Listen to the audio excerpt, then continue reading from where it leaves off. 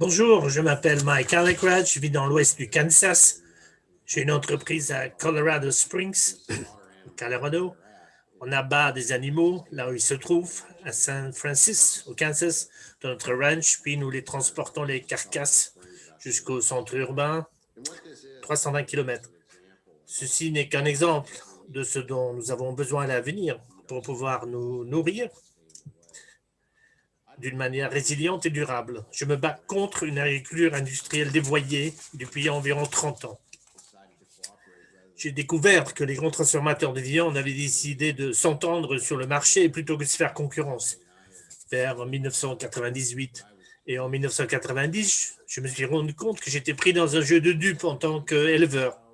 J'ai donc commencé à réfléchir à la façon d'améliorer le système. Comment faire en sorte qu'il serve les personnes concernées, du producteur au consommateur, en passant par le travailleur dans les abattoirs et les usines de transformation. C'est ainsi qu'environ vers 2000, nous avons développé Ranch Foods Direct, mon entreprise qui répond exactement à cette intention en vue de remplacer le modèle dit industriel qui, à mon avis, nous a très mal servi. Là, j'ai pris l'avion vendredi de Newton dans le Kansas à Colorado Springs. Sur le trajet, on traverse dans toute sa largeur l'aquifère Ogallala, cette zone de production industrielle et agricole. L'eau y est pompée pour faire pousser du maïs, du soja, du blé, de la luzerne, du foin, toutes ces choses qui alimentent le système alimentaire, la chaîne alimentaire. Mais surtout, ils produisent des aliments pour le bétail, en dessous du coût de production. Et dans ce vol, j'ai trouvé intéressant de voir que ça la ressemble davantage à une zone de... En fait, c'est d'exploitation minière. C'est un modèle d'exploitation minière à ciel ouvert qui est appliqué à l'agriculture. Ils pompent tout l'eau. J'ai vu les arroseurs complètement à l'arrêt, avec le pivot central démonté. L'aquifère Ogallala est en forte baisse. Il est utilisé très au-delà de son taux de recharge. On a vu beaucoup d'arroseurs dont la tour d'extrémité avait été retirée. Et donc, ils font tout ce qu'ils peuvent d'un point de vue technologique pour gérer ça comme une mine à ciel ouvert. Voilà. Au profit de quelques-uns. Et les profits sont remis aux grandes sociétés multinationales comme Tyson, GBS, Cargill et the National Beef Company. Et l'eau fout le camp, l'eau disparaît. L'autre chose que je vois, c'est un nombre énorme de parcs d'engraissement, ce qu'on appelle les feedlots, abandonnés.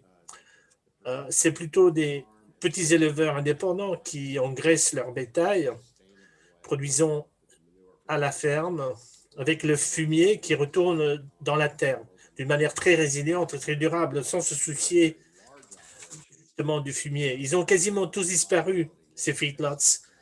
Et les animaux sont maintenant concentrés dans de très, très grandes exploitations. Le fumier est devenu un passif plutôt qu'un actif.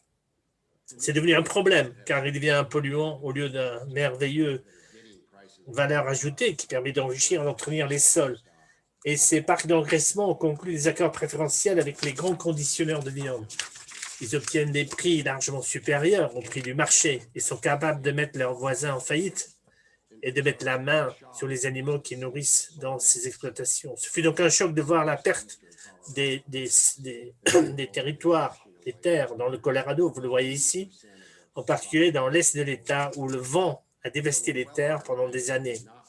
Un énorme pourcentage de la couche cultivable, la couche de surface a déjà disparu. Nous sommes donc bien partis pour ne plus pouvoir nous nourrir. Et les gens disent, oui, mais Mike, ce modèle industriel de contrôle des entreprises, c'est quand même vachement efficace. Et je réponds, vraiment, comment ça? Vous savez, à San Francisco, dans le Kansas, un homme peut abattre 4 bêtes par jour dans un abattoir. Il ne s'agit pas de bouchers les plus qualifiés, ce sont des jeunes qui veulent apprendre. Ils apprennent comment le faire, mais ils peuvent traiter 4 carcasses par jour, 4 bêtes par jour, par homme. Les 2 plus grandes usines Tyson, qui se trouvent au Dakota City et à Garden City dans le Kansas, ils font beaucoup moins. Nous sommes, nous sommes à moins de 1,6 animaux par jour dans les grandes exploitations, alors que nous, on en fait 4. Et au niveau de l'eau, ils utilisent, euh, ils utilisent énormément d'eau par année maltraitée, alors que nous, on utilise entre 120 et 200 litres par jour. Eux, c'est plutôt 2500 litres d'eau. Et donc, le grand mensonge des économies d'échelle et de l'efficacité est en réalité une question d'extraction de richesses. Il s'agit de savoir comment extraire la richesse de l'agriculture, de l'éleveur, de la terre, de la ressource, et comment recompenser les actionnaires et les cadres supérieurs. C'est pourquoi elles sont vraiment efficaces pour en faire de l'argent. Il s'agit donc d'un modèle en faillite, il faut le reconnaître. Nous devons être prêts à construire une alternative, comme j'ai fait ces 20 dernières années avec Ranch Foods District. Et vous pensez donc à leur réquisiter. Lorsque j'ai commencé à élever du bétail en 78, j'ai construit mon premier parc d'engraissement. J'ai eu 20 conditionneurs de viande à qui je pouvais vendre. Nous avions un système alimentaire local et régional très développé à cette époque. Et un éleveur de bétail recevait 65% du prix de la consommation à la ferme et au ranch. Ce pourcentage est tombé à 27% en juin dernier lors de la pandémie du Covid. Et il se situe actuellement aux alentours de 35 et 40%.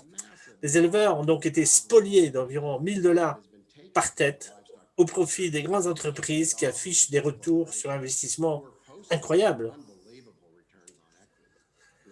Vous savez, des retours sur investissement de l'ordre de 30% au niveau de la vente au détail et de l'ordre de 10 à 20% au niveau de l'abattoir. Mais le secteur de la distribution alimentaire est énorme. C'est Cisco du monde. Ces 5 dernières années, les grands groupes ont eu une moyenne de 43% de retour sur investissement, pendant que les agriculteurs, les éleveurs tombaient en faillite et que les travailleurs sont maltraités, forcés de travailler dans des conditions très dangereuses. Tout cela n'existe pas essentiellement dans un modèle régional qui est une vraie alternative, qui opère au niveau local, comme j'ai tenté de le faire avec Ranch Food District. On assiste actuellement à la crainte d'une forte inflation, la peur de l'inflation réelle, on parle de ça. Mais il faut vraiment quand même faire la distinction entre l'inflation et la grande arnaque avec la hausse des prix. Et on a vu ce que les grands conditionneurs ont fait au moment de la Covid. Ils ont fait monter le prix du bœuf pour les détaillants et les entreprises de distribution alimentaire, récupérant ainsi une grande partie de ce qu'ils avaient cédé aux détaillants auparavant. Et en même temps, ils ont fait baisser le prix du bétail en contrôlant le marché. Leur but est de maximiser les retours aux actionnaires. Ils ont augmenté leur marge. Et donc, parce qu'ils sont dans une position de monopole. Au cours des 50 dernières années, on a ignoré le pouvoir des monopoles. On a laissé faire les fusions-acquisitions, les rachats, si bien qu'aujourd'hui, il n'y a plus qu'une poignée d'entreprises dans toutes ces diverses industries qui sont capables de faire du profit dans ces diverses industries, qu'il s'agisse du bois d'œuvre ou de la transformation et la distribution de la viande. Je propose donc que nous retournions à la terre, que nous élèverons dès maintenant une politique qui reconstruise les systèmes alimentaires locaux et régionaux, comme ceux qu'on avait il y a 40 ou 50 ans, ceux qui ont été détruits par la concentration excessive et la consolidation d'une poignée d'acteurs monopolistiques dans un esprit de coopération plutôt que de concurrence. Je pense que les politiques devraient faciliter le retour de gens à la construction de communautés rurales, le rétablissement de la qualité des sols en ramenant le bétail.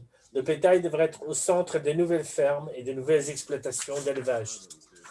On doit réfléchir à la manière de renforcer la qualité des sols. Comment séquestrer le carbone grâce à de bons programmes de pâturage bien gérés. À l'heure actuelle, la Chine copie le modèle américain de production agricole, ce modèle, soi-disant modèle industriel. En fait, le plus grand producteur de porc des États-Unis est Smithfield, qui appartient à des intérêts chinois. Ils tuent un porc sur 4 aux États-Unis. Ils ont acheté des milliers d'hectares de terres agricoles aux États-Unis. Essentiellement, les États-Unis sont devenus une partie du plan de la Chine pour se nourrir aux dépens de la capacité des États-Unis de se nourrir eux-mêmes.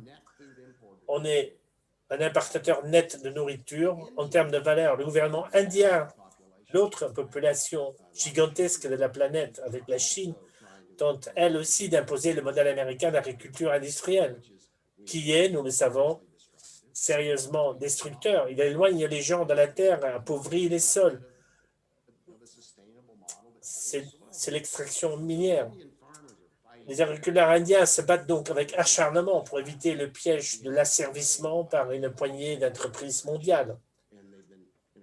Et ils font beaucoup de bruit parce qu'ils forment une part importante de la population indienne. Et on doit soutenir ce mouvement en Inde pour maintenir l'agriculture familiale et la développer plutôt que de l'avoir mise en faillite par une poignée de grandes corporations. Nous devons construire cette communauté d'agriculteurs et de systèmes alimentaires locaux et régionaux au service du consommateur et qu'elles servent toutes les choses qui nous tiennent à cœur, du changement climatique à la façon dont les animaux sont traités, en passant par les personnes vivant de la terre, en créant réellement de la richesse par la production d'aliments qui partagent dans l'économie et qui leur apportent un revenu vital. Ce n'est pas le cas aujourd'hui. Dans le monde entier, ils sont de plus en plus asservis à ces modèles industriels. Nous devons donc éviter cela. Et je suggère qu'aux États-Unis, nous mettions la priorité sur la reconstruction des infrastructures de base, c'est-à-dire sur les capacités de nous nourrir, ces usines de transformation. Et pourquoi ne pas relier ces exploitations aux centres urbains par des marchés publics, avec tout l'espace de transformation pour que l'agriculteur et l'éleveur n'aient pas à faire des dépenses. Cela pourrait ressembler davantage à un service public. Souvent, dans l'histoire, les services publics ont remplacé les monopoles. Un modèle de type service public doit être mis en œuvre afin de permettre aux producteurs agricoles d'accéder aux consommateurs. Et cela peut se faire davantage dans le cadre d'un marché public ou peut-être d'une colocation dans laquelle se retrouvent le boulanger, le boucher, le brasseur, le torréfacteur et le meunier, tous au même endroit. Attirer ces consommateurs dans une alternative au Walmart et aux magasins à $1 et aux grandes surfaces à travers le pays. Ce qu'il faut faire dès maintenant, c'est appliquer à la lettre les lois antitrust. Elles sont à notre disposition. Bien entendu, elles ont été diluées. De très mauvaises décisions judiciaires ont été prises, donnant le feu vert aux gros conditionneurs de viande, par exemple pour enfreindre le Packers and Stockyards Act de 1921, qui a mis fin au monopole à l'époque. Nous devons donc réaffirmer l'objectif de l'antitrust, qui est d'empêcher les monopoles qui sont de retour en force. Et le Congrès examine diverses options en ce moment. On a leur attention, leur oreille, poussons très fort pour faire appliquer les lois antitrust qui protègent les producteurs et les consommateurs et le nouveau modèle alimentaire que nous voulons construire. L'enjeu va devenir de plus en plus sensible. C'est ce que j'ai à vous dire aujourd'hui, l'idée de construire une alternative, empêcher une mondialisation, éviter les monopoles mondialisés qui extraient actuellement la richesse des économies du monde. Il est temps qu'ils disparaissent. Cela n'ira pas du jour au lendemain, mais nous pouvons certainement commencer à construire une alternative à côté de leur modèle et appliquer strictement les lois antitrust. Intervenir, prendre soin des travailleurs qui sont exploités, commencer à construire des systèmes alimentaires locaux et régionaux et faire revivre nos espaces ruraux. Mais s'il vous plaît, on doit se concentrer sur le rétablissement de la qualité des sols, la séquestration du carbone, et cela sera possible grâce à l'agriculture centrée sur le bétail. Donc, merci de m'avoir invité aujourd'hui. Je suis très heureux d'avoir pu m'adresser à vous.